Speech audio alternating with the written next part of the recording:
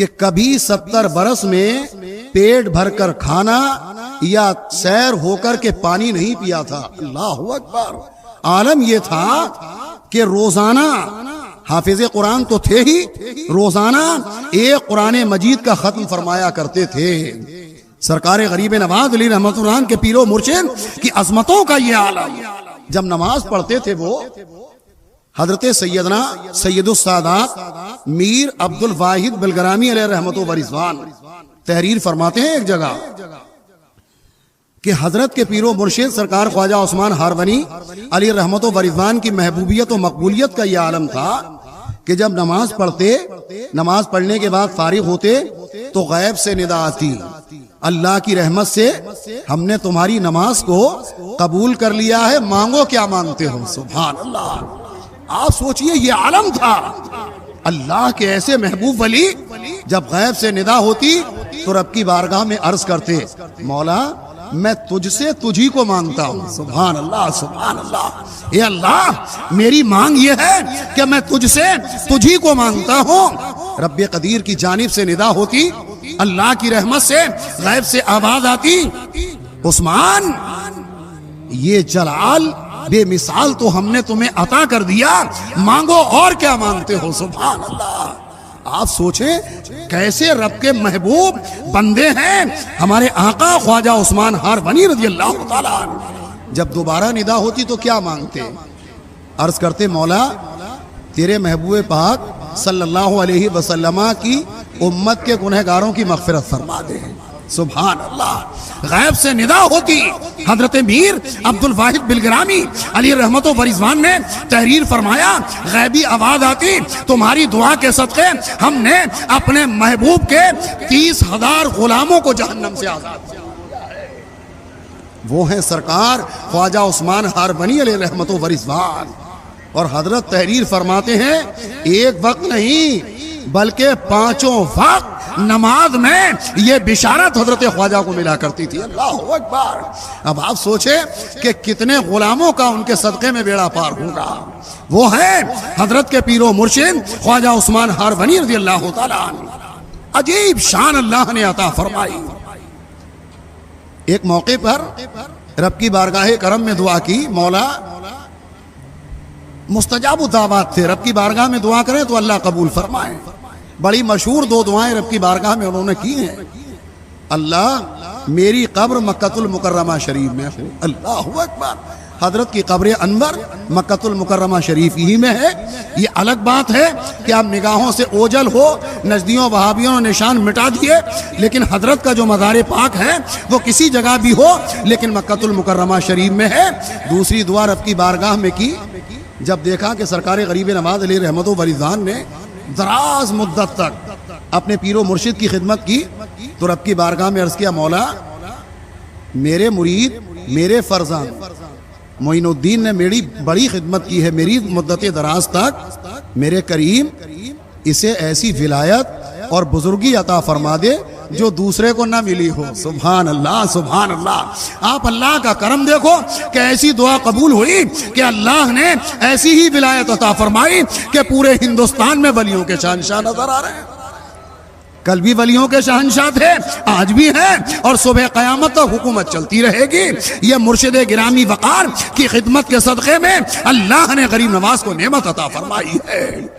سرکار خواجہ عثمان ہارونی رضی اللہ تعالیٰ عنہ بڑے صاحب کش بزرگ، حافظ قرآن بھی، ہر میدان میں علم تفسیر ہو، علم فقہ ہو اور سارے علوم پر اللہ نے مہارت تامہ عطا فرمائی.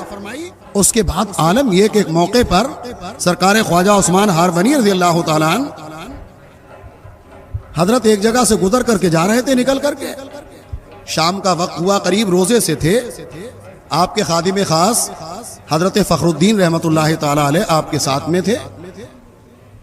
شام کا وقت ہوا، ایک جگہ پڑاؤ کیا، منزل بہت دور، تھوڑی سی دور پر دیکھا کہ آگ جل رہی ہے زوروں پر.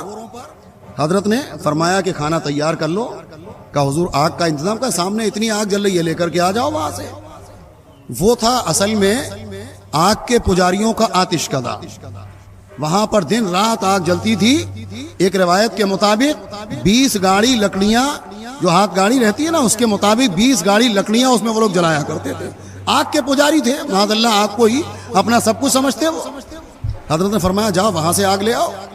حضرت کے خادم حضرت فخر الدین رحمۃ اللہ تعالیٰ علیہ گئے اور ان سے جا کر کہا بھائی تھوڑی سی آگ دے دو, ہمیں کھانا تیار کرنا ہے.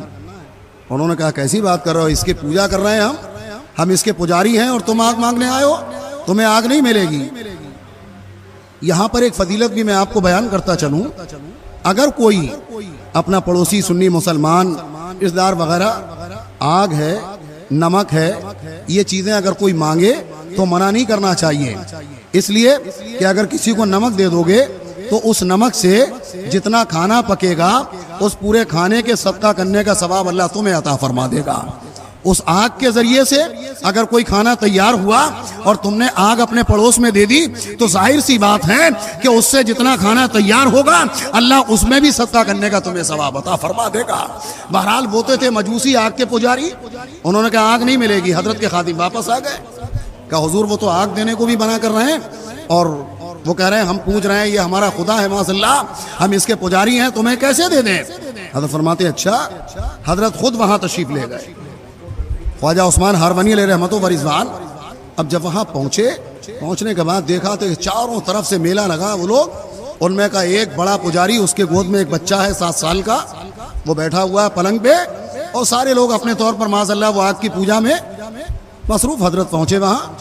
پہنچنے کے بعد فرماتے ہیں کہ بھائی ہم نے آگ لینے اپنے خادم کو بھیجا تھا, تھوڑی سی آگ تم لوگ نہ دے سکے, اتنی آگ بہک رہی ہے صاحب. انہوں نے کہا کہ حضور یہ اس کی پوجا کرتے ہیں. کہا اس کی کیوں پوجا کرتے ہو؟ ارے اس کی پوجا کرو جس نے آگ کو پیدا کیا ہے. سبحان اللہ, تبلیغ کرنے تو گئے ہی تھے, اسے پوجو کہ جو آگ کا بھی خالق و مالک ہے اور ساری کائنات کا خالق و مالک ہے اللہ, اس کی پوجا کرو. کیوں پوچھتے ہو آگ کو؟ کہا اس لیے پوچھتے ہیں کہ جہنم کی آگ ہمیں نہ جلائے, اسے پوجیں گے تو. اچھا, ارشاد فرماتے تو آؤ ہمارے ساتھ, چلو ہم اللہ کے پوجا کرتے ہیں, تم آگ کو پوچھتے ہو, ہم دونوں آگ میں گھس جاتے ہیں, جو بچ جائے گا اسی کا دین سچا ہے. سبحان اللہ. وہ کہنے لگا نہیں نہیں آگ کا کام تو جلانا ہے, یہ وہ ادھر ادھر. وہ کہا ہمت پڑے.